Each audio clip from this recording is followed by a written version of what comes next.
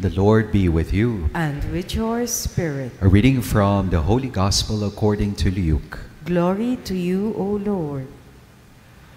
When Jesus looked up, he saw some wealthy people putting their offerings into the treasury, and he noticed a poor widow putting in 2 small coins.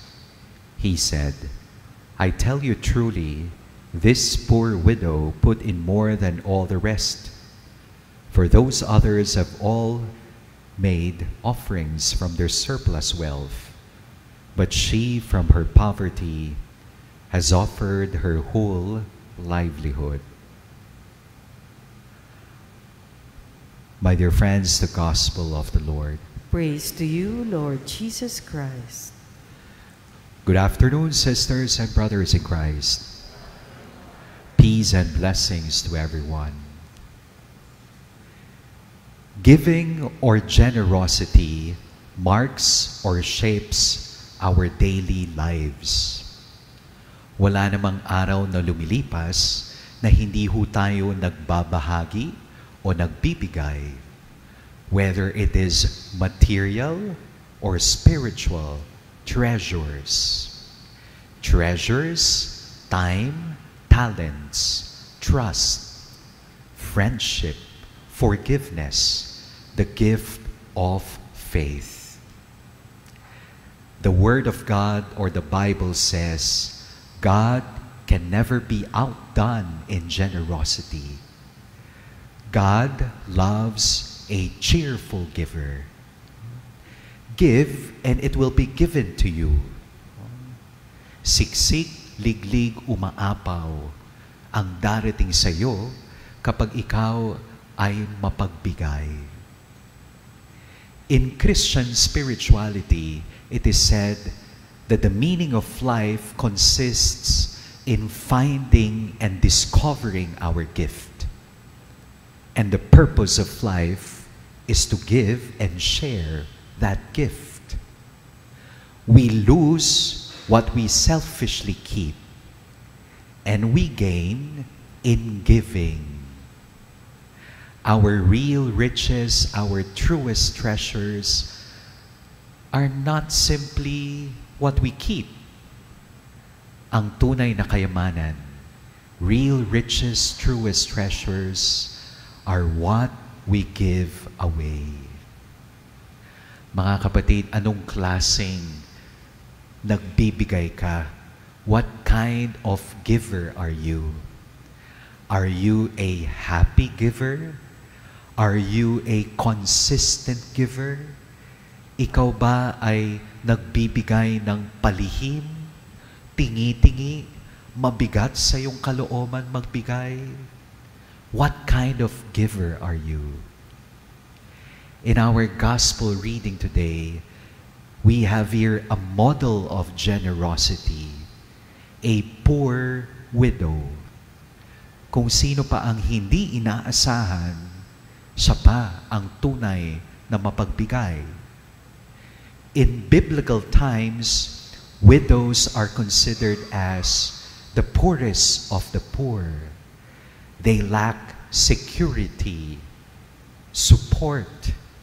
They are desolate, weeping, mourning. Sabi ni Jesus, itong balo na nagbigay ng kanyang huling barya, ito ang tunay na mapagbigay. Kung ang mga mayayaman nagbigay mula sa kanilang kalabisan, etong balo na ito, ibinigay ang kanyang lahat mula sa kasalatan.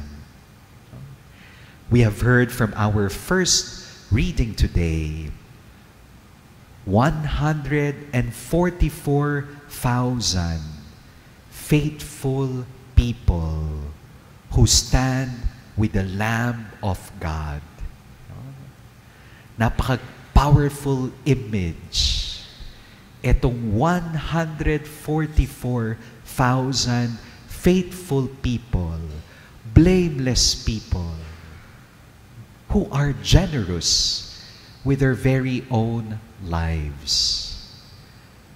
You know, one thing that is special about this 144,000 faithful people is that they are learning a new song,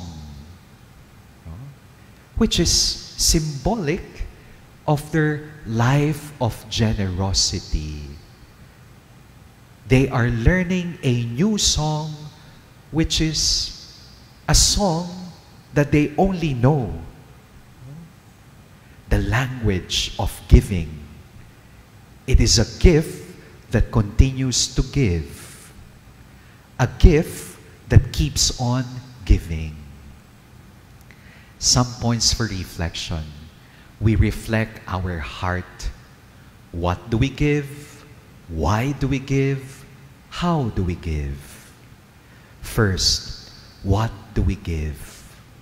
Says John Paul II and Mother Teresa, nobody is so poor that he could not give anything.